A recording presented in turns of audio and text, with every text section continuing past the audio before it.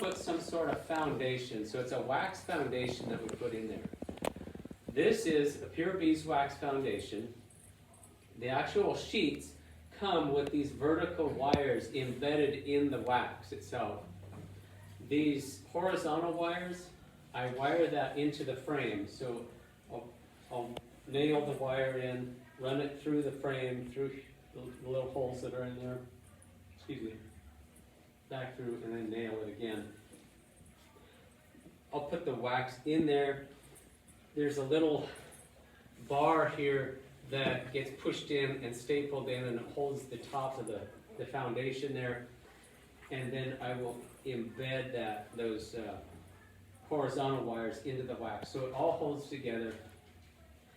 The bees like this the best. It's pure beeswax. They know what to do with it. It's got the honeycomb pattern embossed into it, so they will just draw this out. After a while, after a few years, this starts getting old. It starts getting really, really dark colored, like pretty much black. And there's pests that will get into it and damage it. Mice can shoot big holes in it.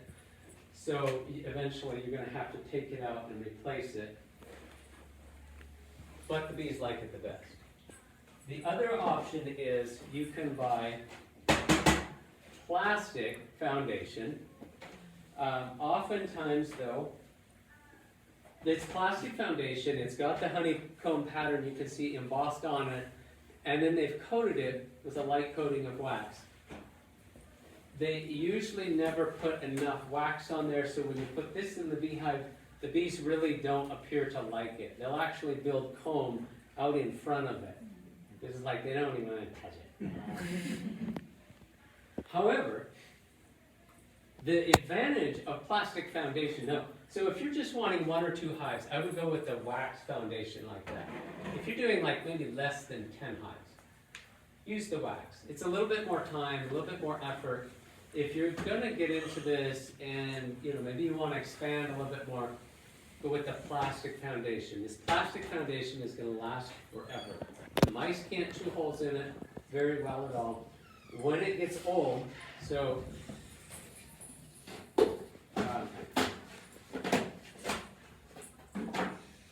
when it gets old, you can just simply pop it out of the frame. And what I will do, because I'm doing a whole bunch at a time, I'll just get a whole stack of these, go out to my driveway, the cement driveway, and lay them out on the driveway and take the pressure washer. Step on it, pressure wash it completely down clean, and I'll just blast off all the old cruddy comb that's on this. Take it right down to clean, just like this. And then I'll take a paint roller, again, I'll go over this again, a paint roller and some liquid wax, and I'll just re-wax coat it. Putting a heavier wax coating on it, the bees take right to it. They know just what to do with it. And they will treat it no different than regular wax foundation. So the plastic, you pay for it once. And then you've got it, and you can use it over and over and over. And it's not as brittle. In cold weather, the beeswax is very brittle, and I have to be real careful with it. But the wax, it's very tolerant of being jostled around. Feed the bees in transit, and then there will be a little cage like this, usually a little bit bigger than this one, that will have the queen in it. So the queen is separate because the queen and the bees in this box did not come from the same hive. So there's a whole yard of a gazillion hives that the guys are getting the bees from, shaking them into this box, and then once they get like 1,000 of these boxes all fill up, there's another portion of the industry across the valley that's doing nothing but producing queens. Wow. So the queens are produced, they're mated, and they're put in the little cages, and those get shipped over, and they all get put together. The bees in the box don't recognize that queen, and so their immediate reaction is, she's not my queen, kill her. So we're caging her so they can't do that. So that's how they're shipped. Oftentimes there's another little slat of wood over top of this to hold it all in. The other way, bees have gotten so expensive. So a package of bees is going to run you about $180 to $200, just depending on where you live. So 3 pound of bees. The other way that you can buy these is in what's called a nuke, N-U-C, which is short for nucleus colony. Basically, it's one of these. This miniature hive holds 5 frames, and a nuke, the difference between a package and a nuke is a nuke has got established comb and a laying queen, and everybody knows each other, and it's 5 frames of brood, honey, pollen, and all you got to do is lift these 5 frames out, drop them in your hive, and there you go. And there's often a deposit on the actual box. So you take that back, you get a little bit of money for that. What does it cost? So the nukes are usually running a little bit more, like $220, $240, something like that. A little bit more expensive, but you know, it's a working thing. Whereas these guys, all there is are bees and a queen. And then what happens when you release the queen? So this is how we do this one, because you know, if you're anything like me, you're always going the economy route. So buy a package. This is how we do this. So to start off with, you're only going to have 1 deep box. That's what you're starting with. So I've gone out, I've set my 1 deep box up, my base, and then I've got my 2 lids. I've got a feeder, whether it's a bucket feeder or a frame feeder. I've got everything. Okay, the day's here. I go and I pick up my package of bees. So I bring my bees out. I get my hive tool. Because there's, like I said, there's a little slat of wood stapled and holding the can in and everything from just falling apart if it were to get turned over. So you take your hive tool, you pop off that little piece of wood, set it aside. Okay, so then take your box and jar it. Drop it on a surface, a hard surface, and all the bees will drop to the bottom. And then very quickly, make sure there's no bees hung on the can. Pull the can out and then put our board back over the top. So taking our can out, our board's on the top so the bees can't get out. Another thing that helps with this is a little spray bottle of sugar water, 1 to 1, 1 part water, 1 part sugar, dissolve, and just kind of spray the bees through the screen, both sides. What that's going to do is, it's like spraying people with donuts. Okay? Where's your mind going to go immediately? Oh, get this off me. Yeah, so they're going to go into cleaning, feeding mode. And they're going to forget about escaping and going everywhere and acting confused. Spraying with sugar water is what you're saying? Yeah, so just sugar water on both sides. And then, very carefully, lift your, and if you have to, drop them down again. And then very carefully bring your queen over, lift your board up, and then pull the queen out, set the board back on. So now we've got our queen. In the cage that the queen is in, you notice there's a hole in the bottom. Usually the cage is a little bit bigger than this, but this is the only one I could find. There's a cork in that hole. So what I want to do is pull that cork out and very carefully keep my finger over the hole. Oftentimes, this depends on, I guess, the company that you buy it from. But if you're buying your packages from more of a retail, oftentimes they will sell you the package and they will have, and you'll wonder, why do they have an open package of marshmallows sitting there on the table as they're handing? Grab a handful of those marshmallows, because it's usually the best thing that works really good, is take a marshmallow, the little one, and stuff it into that hole. So now the queen can't get out. There'll be a couple of worker bees in there to feed and take care of her, so she won't be alone. So take the cork out, put the marshmallow in there so they can't escape, and then separate your frames, actually let's pull out a few frames. We'll pull out maybe 4 frames, and then we'll put the queen in the center of the hive, and with this a little aluminum tab there, we'll drop her in. Now what we're gonna do is we're gonna tilt this so that if one of the workers dies, it doesn't fall down and actually block the hole.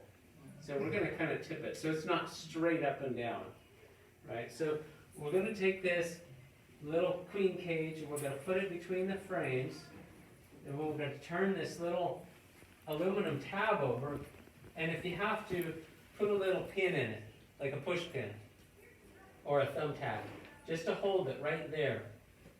And so if I move this frame, can you see how that little cage is sitting? Just like that. So we put our frame, now we've got this big open spot. I'm going to come back to my bees, and if I need to, I'm going to drop them down and just make them fall to the bottom, and that's going to kind of loosen them up. And I'm going to bring them over here. I'm going to take that board off, set it aside, turn this upside down, and just shake all the bees that I can into this compartment, into this area here, and right over top the queen. And you're not going to be able to get out every single bee. So there might be a few left in there. I'm just going to put this empty box right there in front of the hive, and eventually they will figure out the smell is coming from here. We can hear everybody in here, and they're going to figure out how to get out of there and crawl into the hive. There's just going to be a big bunch of bees right in that hole, so just real carefully kind of nudge them aside, drop your frames in, and they'll get out of the way if you just are slow and careful about it. So they're gonna smell that queen, because they really keep track of their queen by smell. Put the frames back together, and then put both covers on. If you're frame feeding, then your frame full of sugar water, 1-to-1 sugar water, is in here. Take out 2 frames, I guess, on this one. You've got your feed. Typically, when bees are delivered, March and April is just the very start of springtime. So they're usually, the dandelions are usually blooming March, April. There's something out there, but it's maybe not quite enough to keep them going. So you want to supplement feed when you first start. So have some feed. You can also buy a substitute pollen patty, which is kind of the protein that they're going to need to start that young brood going. So I've got my carbohydrates, my sugar feed, and I've got a protein patty that I put in there, and then close it up, and you're done. Do you start with just one bee, or do you So do two you bees just in a start year? with that one, just like that. I'll just pull this out, put my frames in. So you've got your frames in, and your top on. If it's me, it's my bucket feeder on the top, feeding them. And then I walk away and I leave them alone for a week. The one that will typically come with the colony will be a little bit bigger. And so what you'll have to do is take out the very first frame and then scoot all the others over. And then when you want to pull out the queen cage. Usually it takes them a couple of days to eat that marshmallow out. And by then, they're all used to that queen smell. That's the only queen they smell, and so they will become loyal to that queen. And after a few days, they will let her out, and she will be safe and free to go about the hive, and they've all accepted each other. But you want to make sure, is the queen out of this cage? If you pull the cage out and she's still stuck in there, we'll immediately open up that hole and let her out. If she's dead, then you immediately get a hold of the company and say, I got a dead queen. And they will send you a replacement queen usually. So usually it's empty, she's out, and then just a real quick check is pull out maybe a couple of these frames, 5 to 7 days. and you will find that they've started to draw the comb out, this foundation out in the comb, and they will have a little bit of syrup in those cells. They will have brought in a little bit of pollen, and usually you will find, if you're looking really carefully, there'll be some eggs in there. That's what you're looking for, is the queen is out and she's starting to do her job. I've got a few pictures here. They will all be, I mean, the whole hive will be just me. If she's got good genetics, everybody will be happy. If she's young and she's vivacious and vigorous, it's like all the bees are vigorous and just boom, boom, boom, just going. If she's older and she's slowing down in life, it's like you can see it in the front of the hive. I mean, you can watch them come and go, and it's kind of like, whatever. So a queen cell, like that little peanut-looking cell hanging down, if it's in this part of the frame, the top third, it's a supersedure cell. They want to replace the queen. They don't like their queen for some reason. She's not productive, or something's wrong. Compare that with, before we compare that with, oftentimes there will always be these queen cups along the bottom or somewhere on the frame. Usually it's along the bottom. They're just these little, like pea-sized cups. We call it a queen cup because it's empty. They just make these and they put them there just in case. You see there's several of them along the bottom of this frame from the picture here. They're no big deal. Don't get panicked with queen cups. But keep an eye on them. Just take your little hive tool and pop one open and look down inside. If there's no egg in there, it's fine. It's just they want a few queen cups. If you open a couple of them up and there's actually an egg in there, or you actually see what looks like cream-colored yogurt in there, and if you look carefully, there's a little larvae swimming in it, that's when they're starting to raise a queen. And if it's down here on the bottom edge of the hive, usually the bottom part of the frame, maybe up on the sides a little bit, but anywhere down here, if you start seeing these queen cells starting to form, those are swarm cells. They want to leave home. And remember, how much did you pay for them? You may not leave. Yeah, you don't want them to leave because that's a lot of money. And but it's a natural process. That's how the Lord made these bees, so that they will reproduce themselves. So these all down here are developed queen cells, and they're swarm cells because of where they're located. You see, this one up here would be a supersedure cell. That's okay. They're going to replace their queen. These down here, that means, and typically the reason why they're going to swarm is you're not keeping up with giving them enough space.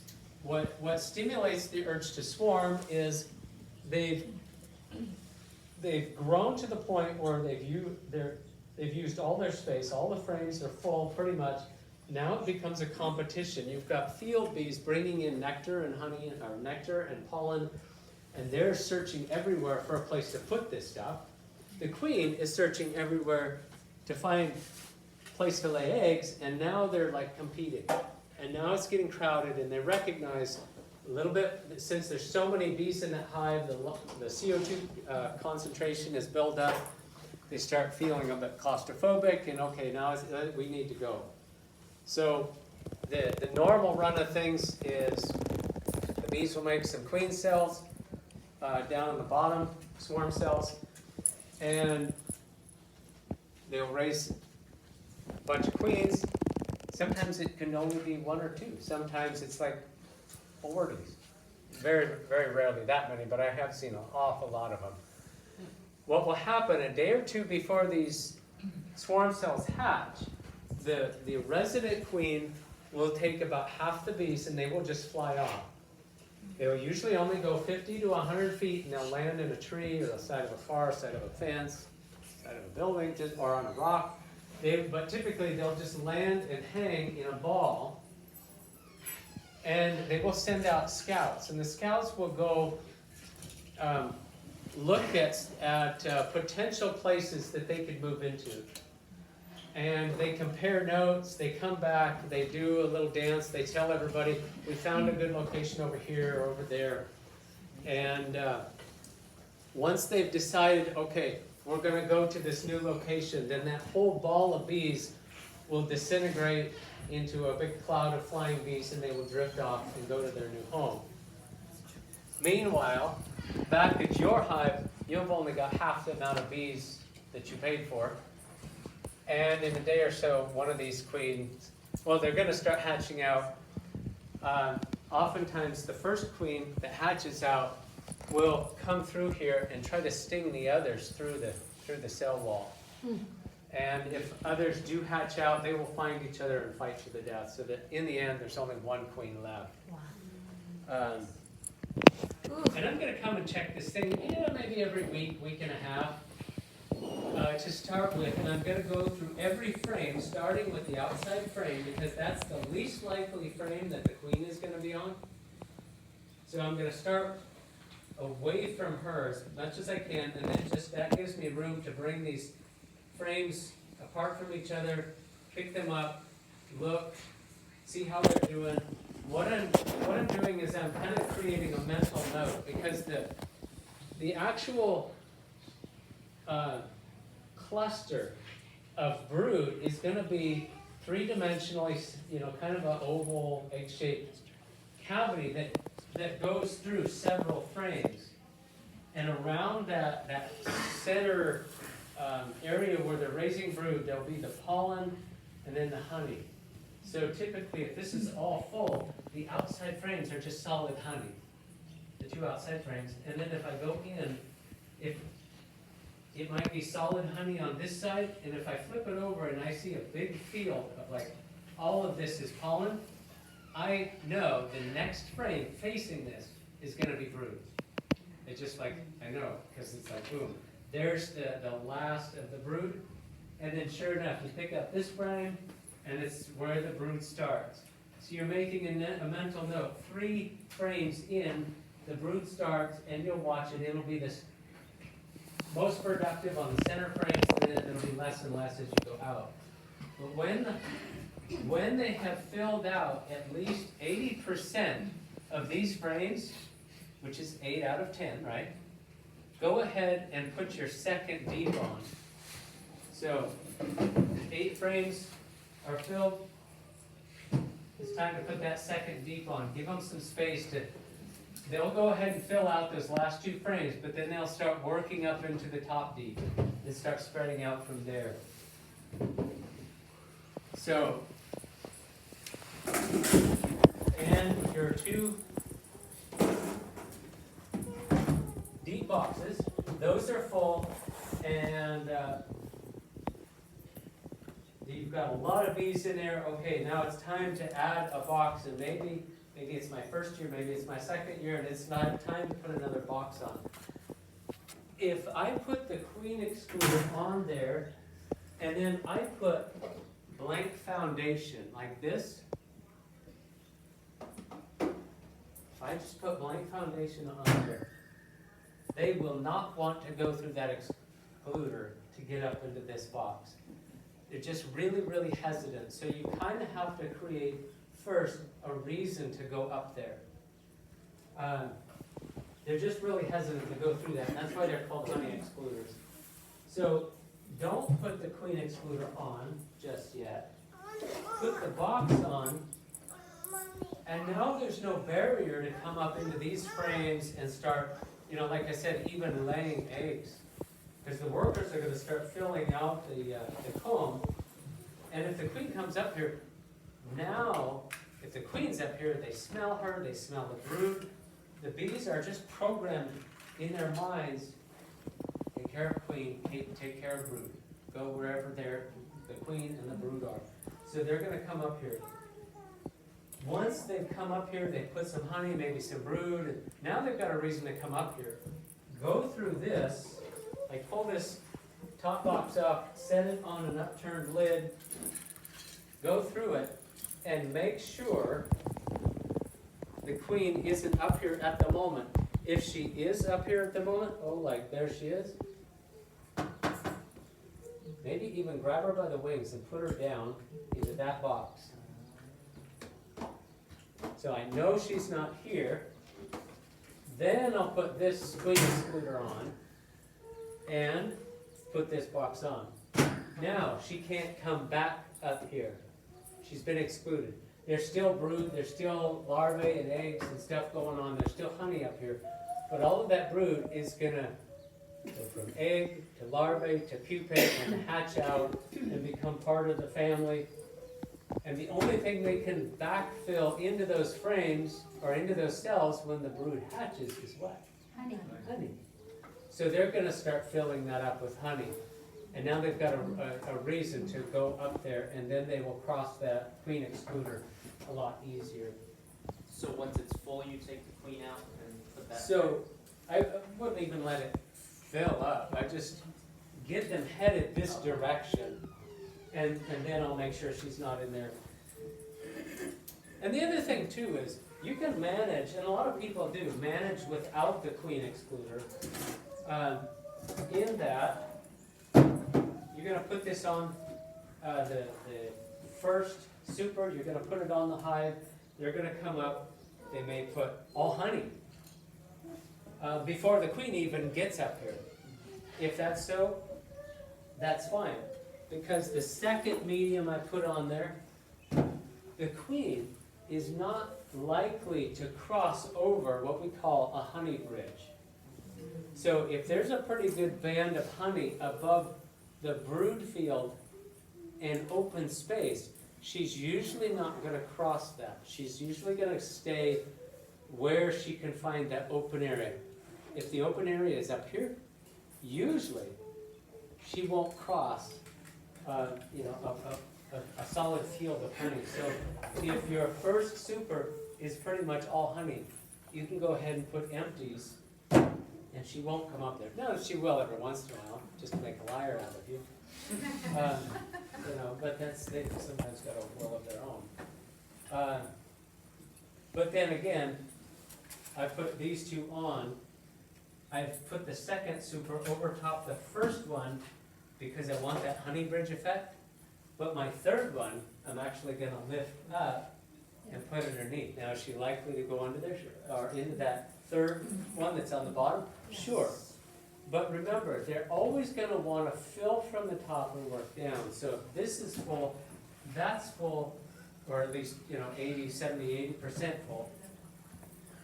And you put a bunch of extra space down here, they're going to start filling that. And even if the queen is up here, as the summer goes on, they're going to fill more and more. They're going to essentially push her down. And by the time that fall comes, her brood pattern will all be down here because they've filled every available space. As soon as a little bee hatches at it, boom, honey goes in there. And in that way, they backfill faster than she can, and they will just push her down. So the top will just all be honey anyway. Or less, or 2 miles, or more. And like I said, with that little picture I did at the very beginning, if I decide, you know what, this is just a bad spot for my bees, I'm going to move them over there in the back corner.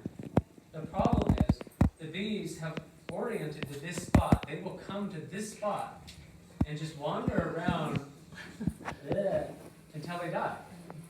Because they're so programmed geographically that it's very difficult for them to find their way to a new location unless everything is totally different. So if I need to move this hive over there, I'm going to move it less than 2 feet every day. So I'm just going to get out and slide it a little bit, and the next day slide it, and just kind of creep it across the yard like this every day.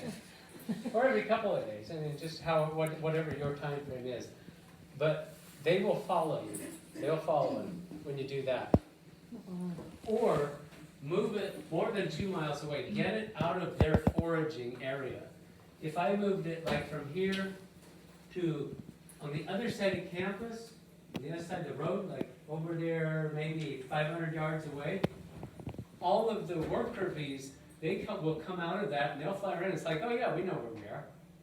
And they will come back to this location thinking that this is home because it's in their brain. If you want to move them, really you have to go outside of their area, which it's very easy for the forager bees to go out 2 miles. So you want to get beyond that and get into some new territory, so when they come out, it's like, whoa, reorient. Everything, the landscape, everything is different. We have to reorient and figure out, okay, now this is home. And you'll see them do that. Oftentimes when they come out of the hive, they'll come out of the hive, turn around, and just kind of hover, and then they'll fly up to maybe this far away, and then they'll fly around in maybe a circle or two, and then they'll take off. So they're imprinting what the entrance looks like and what the landscape looks like, and then they'll fly away. They know where home is. They've oriented to that. And, okay, this is what you can do with nature. You can really mess with it. I've taught high school for many years, chemistry, physics, that sort of thing. Students always ask me, usually first couple of days, Mr. Norris, why did you want to become a teacher? And I always give them one answer: to get back at the world. And then the second question was always the same: can we drop this class? And the answer is no. So there are these little native bees. They're little tiny guys, and they bore into wood to make their solitary bees, and they bore in to make a little den. They'll lay an egg and put a bunch of food in there, and then seal it up and fly away and do another one. I was sitting on our front porch once, the fun with nature, and I saw this little tiny hole in our porch, and I noticed there was a little bee coming and going out of that hole. And it's like, oh, I'm going to have some fun. So what I did was, I waited for the little bee to go in the hole, and then I set a rock right beside the hole. And when she came out and did that orienting flight, snapshot picture of what home looks like, and she's going to orient the landmarks, right? She flies away. Guess what I do? I take out my pen about this far away, and I make a little black mark on the wood, and then I set the rock. Oh. And what happened? She came back, and she landed, and she couldn't go into the hole. and so she flew away, and she came back, and tried it again. And then she flew back and tried to do it again. It's like, I'm feeling sorry for her. So then while she flew away quickly, I moved the rock back. And it took her 30 minutes to finally trust the real hole and go in. But she did. She eventually came back. But that's kind of fun things you can do with nature, is you learn. I'm not doing that just to be cool. I'm doing that because you can just see nature working. And you can see how they think. And just like moving the hive around, you can see, and you learn. And learning is a good thing, right? It's our second or third year, let's say, and it's spring, and this hive has built out. The big blackberry flow, June, is still a couple months away, or maybe next month. Let's say it's mid-May. This hive is just bulging with bees, and it's going really well. And let's say having another hive is maybe more important to me than early season honey. What I can do is I can take this box. I can go through that box. I can go through this box. And what I'm looking for is, number one, which box is the queen in? Number two, have both boxes got a substantial amount of honey, maybe on the outside frames, a fair amount of pollen, and really maybe 4 or 5 frames of brood. And especially whatever box the queen is not, let's say the queen is not in this box, she's in that one, and I go through here, there's plenty of honey, there's plenty of pollen, and there's brood, and there's especially at least half or maybe a frame, partial frame of eggs. I want a lot of eggs. I can take this box here,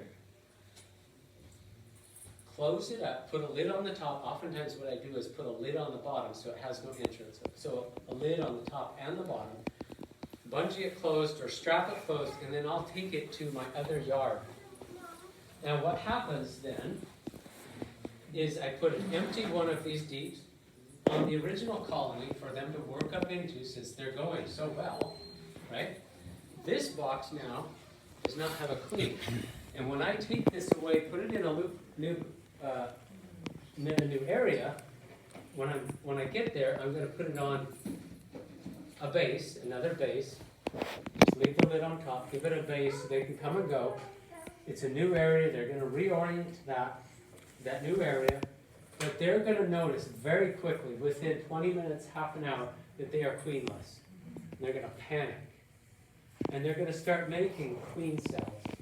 And they're going to find an egg, a couple eggs, and they're going to get an egg out of a cell and put it in the queen cell, and they're going to start raising their own queen. What they need to do that is plenty of carbohydrates and plenty of protein to feed that queen. And give them maybe about a week, and then get into the hive and be very careful, because you don't know where those queen cells are, but start on the outside. Very carefully pull out this first frame, set that aside, and then just start going through very carefully.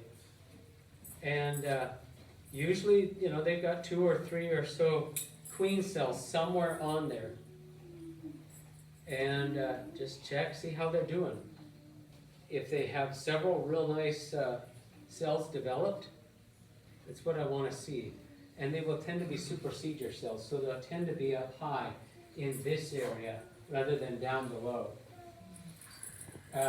If they've gone crazy and made 6 or 7, I'm going to kill all, I'm just going to squish all but about 2 or 3 of them, of the very best looking ones. And as I put those frames back together, I'm going to be real careful that I don't damage those queen cells. So I'm just going to be really careful. Just keep them closed up and let them raise that queen. The queen takes 15 days to go from an egg to a hatch, so a very short amount of time. After she hatches, she's going to wander about the hive. They're going to feed her. She's going to get her strength up. She's going to develop. Her wings are going to develop. And in 2 or 3 days, she's going to do her mating flight. She'll go out and fly. She'll come back. And 2 or 3 days later, she's going to start laying eggs. And now, guess what? You have 2 beehives. And this one, by the way, is filled out. It's got a lot of honey. It's got a lot of stores. It's almost ready to put a second deep on as well, right? So now you have 2 hives. That's how you can do what's called a walk-away split. I'll pop this up, pop a little bit of smoke under there, pick that up. Plenty of bees there. That's a good sign. The one thing I'm looking for on my level of things with the amount of hives that I have, what I'm going to do is I'm going to crack these 2 boxes so that they're not stuck to each other. And then I'm going to bring this top box forward just a little bit and tip it back. And I'm going to look for queen cells. That's right, it's falling apart. If I don't see any queen, or not queen cells, but swarm cells. If I see even 1 swarm cell down here, that means, okay, they're thinking about swarming. Now I'm going to carefully go through the whole thing, and I'm going to make a decision. Do I want them to do that? Because if they swarm, I can beat them to the punch and do what's called a shake swarm. So if there's swarm cells in there and they're not capped, so they're open on the bottom, they're still feeding that larvae, you can avert that swarm by killing every single solitary one of those queen cells. Before you do that, you make sure you spot the queen. If she were to have swarmed with a small bunch of bees, it's not going to look like they've swarmed. And if they all go away and you kill every queen cell, what did you just do? You just wiped out the hive, and you're going to have to go get a queen from somewhere else. So if you found your queen in there and the queen cells, none of them are capped, you still have some time. You could kill all of those queen cells. Just take your tool and just poke them, dig them out. And just keep watching the hive, because they're going to build them back. But over a few weeks of just taking them out every week, they will get over that urge to swarm. Give them a lot of more room to expand up into. But let's say, okay, I'm going to let them swarm. And let's say I've got swarm cells on this frame, and maybe this frame. What I can do is I can do what's called a shake swarm, and what that is I can get out of my storage shed an empty box just like this. I can take a couple of frames of honey and maybe a frame of pollen and put it in that empty box. Let's say over here. So I've got 3 empty frames and a couple of frames of honey and pollen in there. No brood, no nothing. Maybe some drawn comb even. Doesn't have to be. But then I'm going to go through and I'm going to find the queen, the frame that she's on. I'm going to be real careful with, and I'm going to set that frame by itself because I don't want to lose that queen.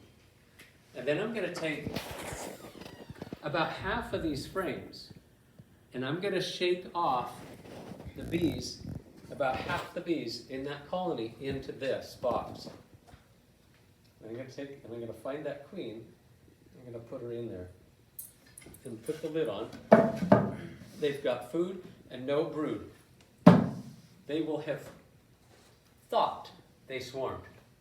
Because here we are, unfurnished apartment. Oh, there's food in the refrigerator. Let's stay. And that's how you do a shake swarm. Meanwhile, the original colony has a few queen cells in it, right? Just go ahead and let those queen cells sort things out and get going on their own. That's how you do a shake swarm. Now, if you really want to do things fun, every frame that has a queen cell on it can go. So you take each one of those frames with a swarm cell, put one of them in each one of these nuke boxes, add some bees, add some, make sure there's honey, make sure there's, if you're taking the queen cell, you don't have to make sure there's no brood. So you can just like take that hive apart, and I've done this many times. A double deep queen that wants to swarm, she will get shook into an empty box with some honey. The rest of the hive will get split 4 ways. If I can get 4 frames that each have at least 1 queen cell. See what I'm doing? So now what I have is 5 hives. Yeah, 5 hives. Right? And just be nice, take care of them, feed them if they need a little bit more feed, and hopefully it's early in the year. There's a saying in beekeeping: a swarm in May is worth a load of hay. A swarm in June is worth a silver spoon, and a swarm in July isn't worth a fly. What do we mean by that? The earlier the bees swarm, the more of the season they have to recover and develop and gather enough nectar for the winter. Because you want to try to at least get them into 1 or, as a swarm, either into 1 or 2 deeps and full of honey by fall. And it just drives the bees down. They just scream and run down. And give it a little bit. The box is totally empty of bees, and you can pick it up, take it in.